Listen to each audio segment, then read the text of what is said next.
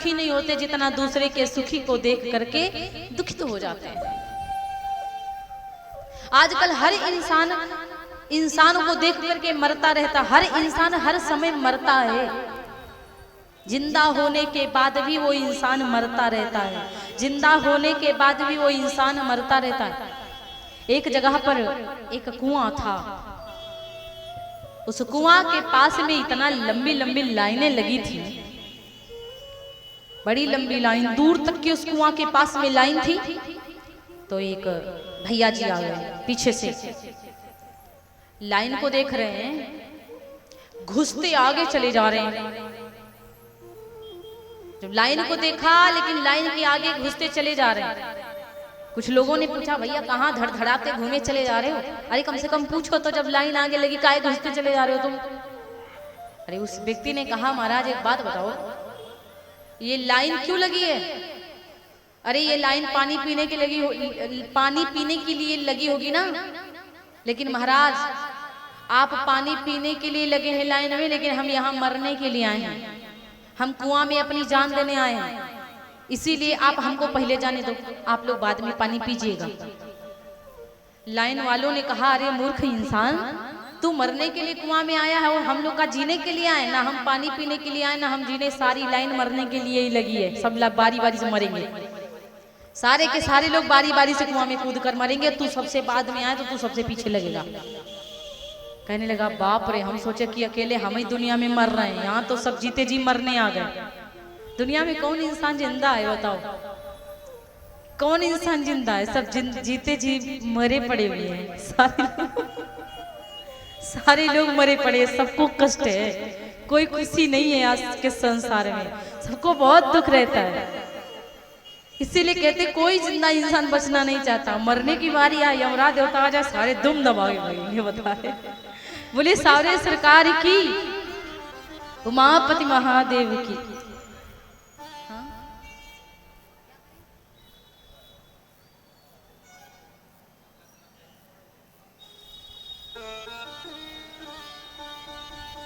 बोले सारे सरकार की जय हो, उमापति महादेव की। इसीलिए कहते कि आजकल कोई व्यक्ति जिंदा नहीं है, जिंदा वही व्यक्ति है जो प्रसन्न रहता है। क्यों? आप लोग खूब हंसा करिए, हंसने में कसर ना लगाया करो।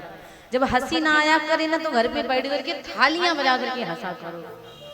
हंसने से सुंदरता बढ़ती है, और दुखी रहने से ये जो चेहरा है ना बीमार के जैसे बन जाता है, चेहरा उतर जाता है। जो इंसान अच्छा भी लगता है वो भी बेकार बेकार सा लगने लगता है। इसलिए हमेशा प्रसन्न रहिए, खुशी रहिए, क्योंकि प्रसन्नता में रहोगे ना, खुशी रहोगे तो शरीर में बीमारियां नहीं आती जल्दी। हंसते रहो, मस्त रहो, व्यस्त रहो, लेकिन पस्त मत रहो। समझ रहे ना? हंसते रहो, मस्त रहो, व्यस्त रहो, लेकिन पस्त ना रहो। हंसने से खून बढ़ता है और दुखी होने से नाखून बढ़ते हैं। इसलिए खून बढ़ाना है तो हंसते रहिए। बोली सांवरे सरकार की जय हो, उमापति महादेव की जय हो। आज परीक्षित जी महाराज श्री सुखदेव जी महाराज से सारी बातें सुन रहे हैं। सृष्टि की रचना कैसे हुई सुखदेव जी महाराज ने बताया। आज क्या हुआ कि परीक्षित जी ने कहा, प्रभु एक बात और हमको नहीं समझ में आती, ये सारी सृष्टि की रचना तो कर दिया आपने, जब आपकी बनाई सृष्टि थी तो इस सृष्टि में कमी कैसे आ गई? बोले कौन सी कमी आ गई? बोले कमी तो इतनी आ गई प्रभु, जो भक्तों को, जो इंसानों को भगवान ने बना दिया, वो इंसान आपस में ही झगड़ा करते, लड़ाई करते, सब कुछ होने लगता है। और दूसरी बात यह है कि जब भगवान सृष्टि को रचते हैं तो इंसान को मारते क्यों हैं? इंसान को फिर मार कर वापस क्यों लेके जाते हैं? इतना खुशी दे देते हैं, इतना सब कुछ दे देते हैं। जब जन्म होता है तो लोग इतना बैंड वैंड बजाते हैं कि पूरा मोहल्ला जान जाता है, मरने के समय कोई जान ही नहीं पाता है। जब इंसान मरता है तो किसी को पता भी नहीं चलता, पता थोड़ी देर में चलता कि फलाने पधारी है भगवान के पास। यही बात हमको कुछ समझ में नहीं आती है महाराज। कि भगवान फिर अवतार ही क्यों लेते हैं? जब उन्होंने सृष्टि रची, चाहते तो भगवान राक्षसों को अपने चक्र सुदर्शन से मार सकते थे, चाहते तो अपनी शक्तियों से मार सकते थे, लेकिन भगवान अवतार क्यों लिए? भगवान का अवतार क्यों होता है? मैंने आप लोगों को कल बताया था।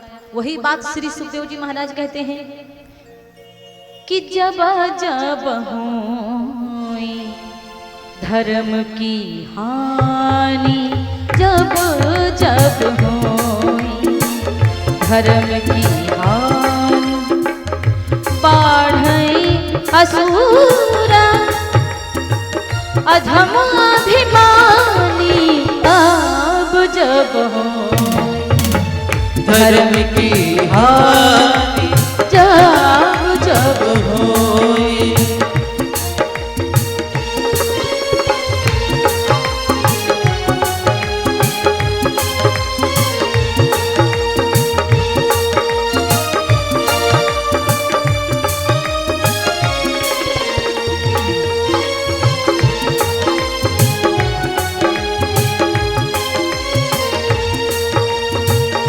जब जब होई धर्म की हानि, बाढ़ई असुर अधम अभिमानी,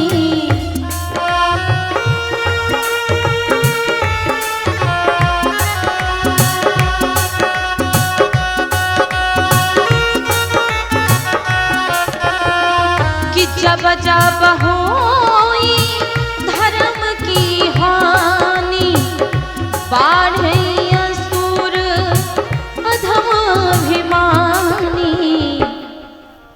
जब जब धर्म की हानि होती, अधर्म बढ़ता है, पापी बढ़ते हैं, तब तब तब तब धरी प्रभु विविध शरीरा, तब तब धरी प्रभु विविध शरीरा, हरहि कृपा निधि सज्जन पीरा, तब तब धरी प्रभु विविध शरीरा, तब तब धरी प्रभु विविध शरीरा, हरहि कृपा निधि सज्जन पीरा,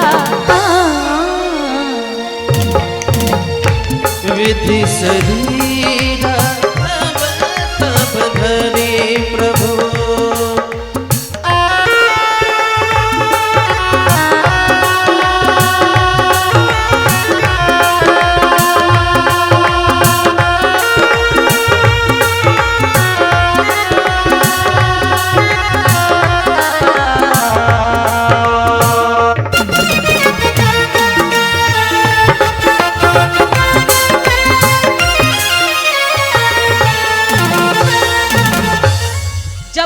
धर्म की हानि होती, अधर्म बढ़ता है, तब तब भगवान पृथ्वी पर अवतार लेते हैं। जब जब हो ही धर्म की हानि, बाढ़ई असुर अधम अभिमानी, तब तब धरी प्रभु विविध शरीरा, हरहि कृपा निधि सज्जन पीरा। तब तब भगवान विविध शरीर लेकर के आते, सज्जनों की पीड़ाओं को हरते हैं, कष्टों को हरते हैं। परीक्षित जी ने कहा, महाराज एक बात और बताइए। अरे इंसानों की बात छोड़ो, देवताओं में भी तो झगड़ा होता है। इंसानों में तो झगड़ा होता ही होता है, लेकिन देवताओं में, राक्षसों में का कभी बना? ये राक्षस कौन है, ये देवता कौन है, ये बता दो। ये हमको नहीं समझ में आता कि राक्षस कौन है, देवता कौन है। परीक्षित जी पूछ रहे हैं। श्री सुखदेव जी महाराज ने बड़ा सुंदर उत्तर दिया कि राक्षस और ये जो देवता हैं, ये कोई बाहर के लोग भी नहीं हैं, ये भाई भाई ही हैं।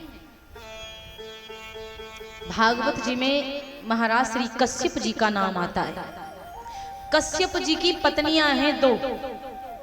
एक पत्नी का नाम है दिति और दूसरी पत्नी का नाम है अदिति। महाराज कश्यप के दो पत्नियां हैं, एक का नाम है दिति, दूसरी पत्नी का नाम है अदिति। दिति माता से देवताओं का जन्म हुआ और अदिति माता से देवताओं का जन्म हुआ और दिति से दैत्यों का जन्म हुआ। दिति अदिति, समझ गए ना? दिति से दैत्याओं का, राक्षसों का, अदिति माता से देवताओं का। तो परीक्षित जी ने कहा महाराज ये बात तो हमको चलो समझ में आ गई कि महाराज के दो पत्नियां थी जिनको आप लोग बोलते हो सौतन, है ना? यही तो बोलते हैं कि नहीं बोलते हैं? एक पति के दो पत्नियां। तो देखिए ना, एक जो माता है बड़ी हैं उनका नाम है अदिति, उनके बेटों का जन्म हुआ है। जितने भी बेटे हैं वो कोई साधारण नहीं, सब देवता हैं। लेकिन जो महाराज की पत्नी है जो छोटी, जिनका नाम है दिति, तो दिति माता के एक भी बाल्य नहीं है, एक भी लड़का नहीं है। एक बार संध्या का समय था, शाम का समय था, महाराज कश्यप जी पूजा करने के लिए जा रहे थे। माता दिति ने उनसे बात कर दिया कि स्वामी मेरी बहन आपकी जो दूसरी पत्नी है उनको लड़के हैं, रे मुझे तो कोई एक भी बच्चा नहीं है। यदि आप पूजा करने के लिए जा रहे हैं और कोई पूजा में विघ्न डालने आ जाए, उसमें गलत बातें करने आ जाए तो बुरा लगेगा। संध्या का समय होता है पूजा करने का, और संध्या के समय हमें काम वासना में विलीन नहीं होना चाहिए। संध्या के समय हमें झगड़ा नहीं करना चाहिए। संध्या के समय हमको उत्पात नहीं मचाना चाहिए। शाम के समय पूजा करना चाहिए, भजन करना चाहिए, घर से बाहर नहीं जाना चाहिए। घर अगर बाहर हैं भी तो शाम तक वापस आ जाना चाहिए। अब महाराज तो पूजा करने जा रहे थे, इनके दिमाग में बस बच्चे बच्चे बच्चे का बस पाठ चल रहा है। बार बार दिक्कत दे रही है, बीच में बार बार डिस्टर्ब कर रही हैं। स्वामी उनके तो बेटा है, मेरे तो बेटा ही नहीं हुए। बोले तुम्हारे बेटा नहीं हुए तो बाद में सोचेंगे ना, अभी तुम बार बार क्यों बात कर रही हो, अभी तो पूजा करने का समय है। लेकिन माता कहाँ मानने वाली, जो नारी होती है वो जिद्दी थोड़ा ज्यादा होती है। दो लोगों की जिद, तीन लोगों की जिद बड़ी खराब होती है। एक तो माता की जिद, नारी की जिद बहुत खराब होती है। एक बालक की जिद बहुत खराब होती है। एक राजा की जिद बहुत खराब होती है। तीन हठे बहुत खराब होती हैं। पत्नी देवी पति के साथ कहीं भी जा रही हैं और अगर उनको कोई भी कपड़ा, स्टॉल, शॉल कुछ भी पसंद आ गया, पति देवता के पीछे से इशारा करने लगी, स्वामी वो दुकान पे देखो कितना बढ़िया वाली साड़ी टंगी हुई है। अब पति देवता कह रहे हैं अरे देवी महारानी जहाँ चलते वहां चलते, फिर वापसी में बात करेंगे ना। देवी महारानी चुटकियां काट रही, इसी कैसे बात करोगे, अब ये करना पड़ेगा। हाँ हमको साड़ी चाहिए वो वाली। अगर पति देवता एक दो बात बोल दिए तो समझो पत्नी देवी सर के ऊपर सवार। पत्नी देवी कहती सुनो हम जा रहे, गंदी गंदी साड़ी अच्छी अच्छी नहीं लग रही, ये वाली साड़ी बहुत ही पसंद है, लेकर दे दो ना। पति देवता कहते हैं कि कहाँ बहुत महंगी होगी। बोले हाँ महंगी का होगी, चलो तो हमारे साथ मोल तोल कर लेंगे। हाँ अब पति देवता पत्नी के कहने पे तो दुकान पे पहुंच गए। अब एक सीढ़ी आगे निकाल ले गई देवी महारानी, आगे की तो पार ही हो जाएगी। और जैसे दुकान पे पहुंचे तो पूछ रही हैं देवी जी साड़ी कितने की है। अब बोल दिए 2000। पति देवता सोच रहे बाप रे 2000 पड़े हैं, सारे के सारे खत्म कर देंगे तो ससुराल तरहज खातिर का लेके जाएंगे हम, साली जो रह जाएंगे उनके लिए क्या लेके जाएंगे, बड़ा गड़बड़ है। पति देवता 1000 निकाले जेब से, दुकानदार को दिखा रहे, भैया 1000 रुपया ले लो ना, दे दो साड़ी। पत्नी देवी कह ए भैया ले लो ना, दे दो साड़ी। दुकानदार कहते हैं भैया जाइए वापस, साड़ी 2000 की है, 2 ही की मिलेगी। अब पत्नी देवी मुंह फुला लो, रोने लग, हम जाएंगे मैया के यहाँ से वापस नहीं आएंगे। हाँ अपने नैहर से वापस नहीं आएंगे, अपने पापा से कह के वो साड़ी लेके तब ही आएंगे। पति देवता करे दादा खाना कौन बनाएगा खिलाएगा, देवी महारानी नहीं आएंगे तो गड़बड़ हो जाएगा ना। पूरे 2000 निकाले, दे दी दुकानदार को, ले ली साड़ी और खुशी खुशी चली गई बेचारी। इतनी जिद्दी होती हैं, बहुत ज्यादा जिद करते हैं। जो बालक होता है अगर मेला निकल जाए पापा के साथ, कहीं मार्केट में निकल जाए और कहीं खिलौना दिख जाए, अगर कहीं खिलौना भी दिख जाए ना तो पापा से कहे पापा ये वाला खिलौना लेकर दे दो ना। पापा कहते बेटा ये खिलौना तो बहुत बड़ा है, पैसा भी ज्यादा लगेगा ना। एक बच्चा था अपने पापा से कहता है पापा हमको हाथी चाहिए। पापा कहते हाथी का करोगे, तुम छोटे से हो, हाथी बड़ा होता है, तुम खेल भी नहीं पाओगे। बच्चा कहता पापा हमको हाथी लेकर नहीं दोगे तो हम खाना भी नहीं खाएंगे। अब पापा कह रहे भैया पढ़ाई करो, ये हाथी वाथी के चक्कर में ना पड़ो। लेकिन बच्चा बहुत जिद्दी है, रोने लगा पापा मुझे हाथी चाहिए तो चाहिए। पापा हाथी लेकर दे भी दिए। घर को बच्चा आया, फिर क्या हुआ, पड़ोसी के बच्चे खेल रहे थे। जब दूज नहीं खिलाते हैं, दूज भैया दूज जब होती है, आप लोग मनाती कि नहीं मनाती? मनाती हैं। भैया दूज जो होती है तो भुरका नहीं आते हैं मटके छोटे छोटे, उसमें अपना चावल का चूरा डालते हैं। उन भुरकन में ना वो बच्चे पता नहीं कौन सा खिलवाड़ बना के छोटे छोटे खिलौना पैक कर रहे थे। अब इस बच्चे ने जैसे देखा उस भुरका में छोटे छोटे खिलौना पैक कर रहे हैं, अपने पापा के पास पहुंचा। पापा से कहता पापा 2 भुरका लेकर दो, उसमें हाथी रखेंगे हम। पापा कहते हैं मूर्ख लड़के, भुरका में कभी हाथी आया है क्या? लेकिन वो खूब रोता, नहीं पापा भुरकम हाथी पहनाओ। बताओ, अब पापा इतना बड़ा वाला लेके आए तब पहन उसमें डालता है। मतलब बच्चे इतने जिद्दी होते हैं, बचपन की बात कर रही हूं मैं, बहुत जिद्दी होते हैं। इसीलिए ये नारी की हठ, बाल्य हठ, ये 2 हटें बहुत खराब होती हैं मेरे भैया। अब क्या हुआ कि स्त्री मानती नहीं अपने आगे, नहीं मान रही है माता दीदी। महाराज कश्यप पूजा में मगन है और ये अपनी बातन में मगन है। गुस्सा में आ गए महाराज जी, श्राप दे दिए कि तुम बार बार बेटों की बात कर रही हो, बार बार तुमको मना कर रहे हैं हम। कहते हैं कि मुझे अभी बात ये नहीं करनी, और तुम हो कि मेरे पीछे पड़ गई हो, बच्चे चाहिए बच्चे चाहिए। जाओ बच्चे तुमको मिलेंगे, लेकिन श्राप देता हूं कि तुम्हारे बच्चे जितने भी होंगे सब राक्षस हो जाएंगे, कोई भी बेटा तुम्हारा अच्छा नहीं होगा। अब दिति माता घबरा गई, स्वामी ये क्या कह दिए आप, एक ऐसा श्राप दे दिए आप, मुझे राक्षस बेटा नहीं चाहिए।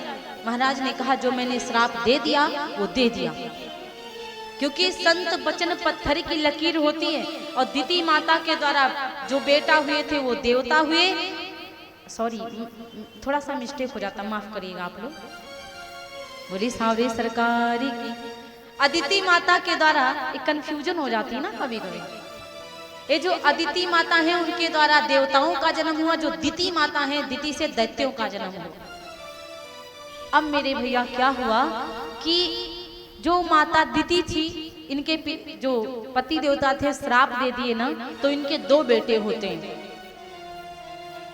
जब माता दिति से 2 बेटे होते हैं तो एक का नाम होता हिरण्याक्ष और दूसरे का नाम होता हिरण्यकश्यप। हिरण्याक्ष और हिरण्यकश्यप का जब जन्म होता है तो उनका ऐसा विशाल रूप था कि देख देख करके उनकी पत्नी घबरा रही कि ये कैसे दिखने में लगते हैं, बड़े भयंकर, बहुत भयंकर लग रहे हैं देखने में, अजीब दिख रहे हैं।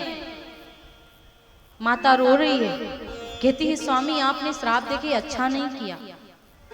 पति देवता श्राप दे दिए, वापस कहाँ आने वाला। उन्होंने कहा जाओ मैं आपको एक वरदान देता हूं कि आपका जो एक पोता होगा जिसका नाम होगा प्रहलाद, आपका पोता आपके कुल को तार देगा। लेकिन जो बेटे हो गए हैं वापस तो नहीं जा सकते, और ये इतने बड़े राक्षस होंगे कि साधारण राक्षस नहीं होंगे, स्वयं भगवान से इनका युद्ध को होगा, ऐसे राक्षस होंगे। सतगुण को हम लोग कहते हैं कश्यप, सतगुण को हम लोग कश्यप कहते हैं। और दिति माने होता है भेद, अदिति माने होता है अभेद। दिति के पुत्र होते हैं दैत्य, और दैत्यों में हिरण्य और हिरण्यकश्यप ने जन्म लिया। और हिरण्यकश्यप और हिरण्याक्ष इतना बेकार राक्षस है, इतना भयानक राक्षस है कि पूछो ना, चलता है तो धरती भी थर्रा जाती। हिरण्यकश्यप कहते हैं अभिमान, जिसको अभिमान होता है वो हिरण्यकश्यप के पद का होता है। हिरण्याक्ष कहते हैं लालच को, लोभ को, जिसके अंदर लालच होता है, लोभ होता है, वो हिरण्याक्ष के समान होता है। जिसके अंदर अहंकार होता है, घमंड होता है, वो हिरण्यकश्यप के समान होता है। हिरण्याक्ष जो था इतना बेकार राक्षस था, इतना दुष्ट राक्षस था, वो एक बार पृथ्वी पर प्रलय आ जाता है। हिरण्याक्ष इतना दुष्ट निकला कि पृथ्वी को उठा करके जाकर समुद्र के बीच में रख दिया, डुबो दिया समुद्र में। पृथ्वी के आस पास में गंदगी की दीवार को खड़ी कर दिया। जब हिरण्याक्ष पृथ्वी के आस पास गंदगी की दीवार को खड़ी कर दिया, जाके समुद्र के बीच रख दिया, तो जितने राक्षस प्रवृत्ति के लोग थे वो सब जाके समुद्र में डूब गए। जो बेकार लोग थे वो जाकर के समुद्र में डूब गए, लेकिन जो शुद्ध की आत्माएं थी, जो शुद्ध के लोग थे, वो आसमान में उड़ रहे थे। वो डूबे नहीं थे, ना मरे थे, वो उड़ रहे थे। जब वो आसमान में उड़ रहे थे तो मेरे भैया आज सब लोग बहुत परेशान हैं, बहुत दुखित हैं कि पृथ्वी पर प्रलय आ गया, पृथ्वी समुद्र में जाकर डूब गई। मेरे भैया जो आसमान में उड़ रहे थे वो सब भगवान का भजन कर रहे थे।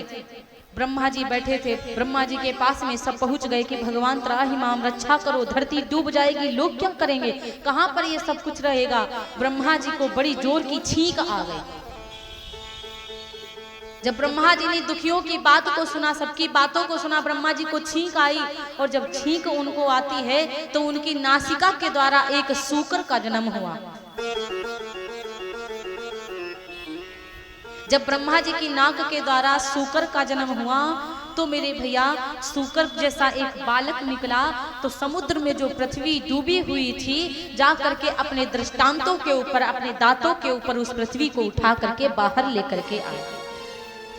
उनका नाम है बाराह भगवान। बोलिए बाराह भगवान की। बाराह भगवान का अवतार हुआ। बाराह भगवान ने समुद्र से जाकर के धरती को बाहर लाए। और उधर क्या हुआ, हिरण्याक्ष अहंकार में घूम रहा था कि घूम रहा अहंकारी राक्षस, बात को सुन लो ध्यान लगाए। घूम रहा हिरण्याक्ष राक्षस, बात को सुन लो ध्यान लगाए। अभिमानी वो राक्षस बहुत है, धरती को वो लिया उठाए उठाए के पृथ्वी पूरी राक्षस। जाके समुद्र में दिया डुबाए, धरती को उठा कर राक्षस।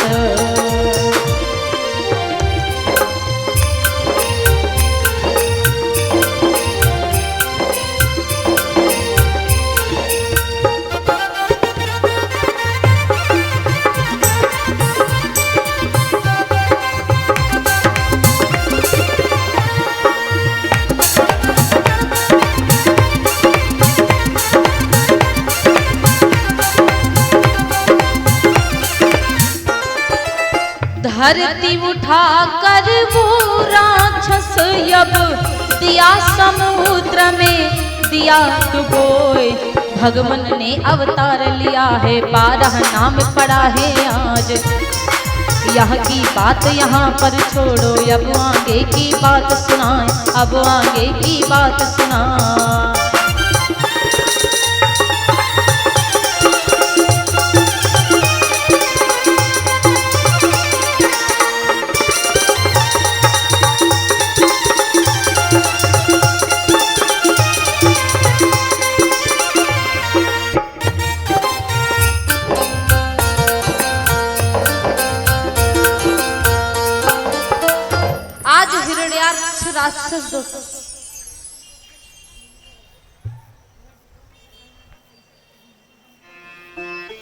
बोले सांवरे सरकार की, उमापति महादेव की।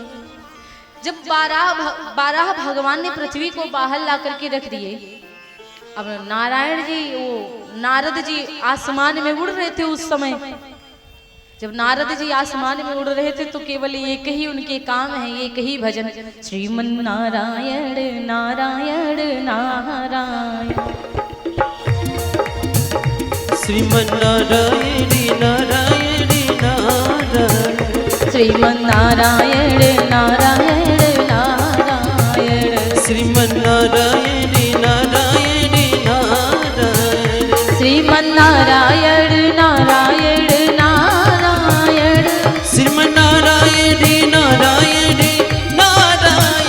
भज मन नारायण नारायण नारायण, भज मन नारायण नारायण नारायण।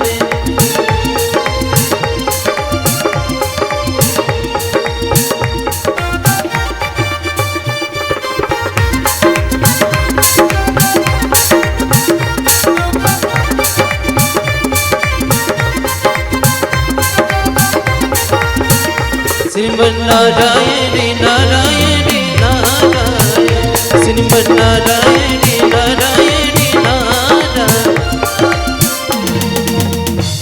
बोली नारायण भगवान की जय हो, गणेश बप्पा की जय हो, उमापति महादेव की। की जय हो।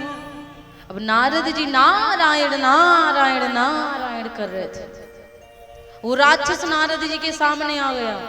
नारद जी की बाह को पकड़ लिया, बोला बाबा आप नारायण नारायण करेंगे कि कभी लड़ना झगड़ना भी आता है? कहते हैं लड़ाई करने वाले ढूंढ ढूंढ करके लाया करते हैं अपना दिमाग, कहीं ना कहीं बात मारे और झगड़ा हो जाए। कह रहा है वो राक्षस की आपको लड़ना झगड़ना आता है कि केवल नारायण नारायण करना आता है? नारद जी ने कहा महाराज कैसी बात करती हो आप, अरे हमें तो केवल नारायण नारायण करना, हम संत महंतन को लड़ना झगड़ना नहीं आता। लेकिन वो जानते हो क्या आप कहता है राक्षस हिरण्याक्ष कहता है अरे तुमको लड़ना झगड़ना नहीं आता, लेकिन मुझे तो लड़ाई करनी है, हमारे हाथों में ना खुजली हो रही है, आपको लड़ाई तो करनी पड़ेगी। नारद जी कहते हैं कि महाराज आपके हाथन में खुजली हो रही, लेकिन हमारे हाथन में ना केवल बीड़ा नारायण नारायण नारायण यही होता है बस। अब वो राक्षस कहाँ छोड़ने वाला, नारद जी को पकड़ के घुमा दिया। लड़ाई तो करना पड़ेगा बाबा आपको, इससे काम नहीं चलेगा, आपको लड़ाई करना पड़ेगा। नारद जी ने कहा रुकी रुकी रुकी रुकी, पकड़िए नहीं, हाथ छोड़िए। तो बोले हाँ हाथ छोड़ दिया, आप बताओ। बोले एक बात, जैसे हम आपसे लड़ नहीं पाएंगे, यदि हम आपको लड़ने वाला कोई योद्धा बतला दे तो क्या होगा, कैसा रहेगा? हिरण्याक्ष ने कहा तुमसे बड़ा योद्धा कोई है क्या? बोले अरे हम तो कुछ भी नहीं है, हम संत महंत, हम तो कभी लड़ भी नहीं पाए। आज तक के कभी सुनाए कि कई नारद जी लड़ते हैं? नारद जी तो लड़ ही नहीं पाते भैया, हम लड़ नहीं पाएंगे। अरे ऐसा योद्धा दूंगा ना, ऐसा योद्धा बताऊंगा कि जितनी तुम्हारे हाथन में खुजली हो रही है सारी खुजली खत्म हो जाएगी। हिरण्याक्ष बोला बताओ कहाँ है, कहाँ मिलेगा वो योद्धा? बोले तुम जहाँ पे धरती को छुपाकर समुद्र के बीच आए हो, अपने दांतन के ऊपर वो धरती निकाल करके बाहर लेके आए हैं, सूकर का अवतार है, 12 भगवान जी हैं, जाकर उनसे लड़ाई करो, वो तुम्हारे काबिल है लड़ाई कर, तुम्हारे बराबरी के हैं, मैटर बढ़िया रहेगा। नारद जी की जैसे बात सुना, हिरण्याक्ष अहंकार में आ गया, लोभ में आ गया, आप जाके उनसे लड़ाई करेंगे। हिरण्याक्ष तुरंत आगे को बढ़ा, जैसे हिरण्याक्ष चला भगवान पृथ्वी को निकाल कर बाहर आ रहे थे। हिरण्याक्ष गया, भगवान बाराह को छेड़ने लगा, बाराह भगवान को छेड़ने लगा। भगवान बाराह जी तो थोड़ा सा झगड़ा को साइड में लगाया कि क्या करना, झगड़ा नहीं करना मुझे, लेकिन दुष्टों को समझाओ तो समझ नहीं आता।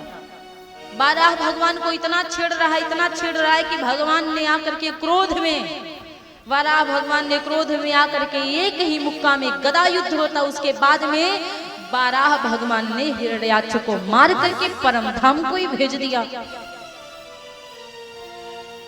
जब वो बाराह भगवान ने हिरण्याक्ष को मारकर परम धाम को भेज दिया, अब क्या करते बाराह भगवान पृथ्वी माता को लेकर के चलते चलते वृंदावन पहुंचे। और जब चलते चलते बाराह भगवान वृंदावन को पहुंचे, पृथ्वी को वहीं पे रखा, पृथ्वी को अपनी जगह पर स्थापित किया। वृंदावन का दृश्य देखकर मन मुग्ध हो गए, प्रसन्न हो गए, क्योंकि कहते ये वृंदावन जो है ना, जरूरी नहीं है कि आप पिकनिक की भांति देखने जाएं। पिकनिक की भांति जाओगे देखने के लिए तो वहां पर केवल आपको गाय का गोबर, नालियां और थोड़ा बहुत कीचड़ मिलेगा, लेकिन आध्यात्मिक की आंखों से देखोगे तो वहां पे भक्ति मिलेगी, वहां पे भाव मिलेगा, वहां पे प्रेम मिलेगा। मीरा जी सारी दुनिया में घूम आई, उनको कहीं भी कोई तीर्थ समझ नहीं आया। ऐसे बड़े बड़े भक्त हो गए कि दुनिया भर में घूम आए, उनको कहीं का दृश्य समझ नहीं आया, लेकिन जब वृंदावन पहुंचे तो वृंदावन को देख करके ही मन मुग्ध हो जाते हैं। और कहा जाता है कि आली री मोहे लागे वृंदावन को, कि लागे वृंदावन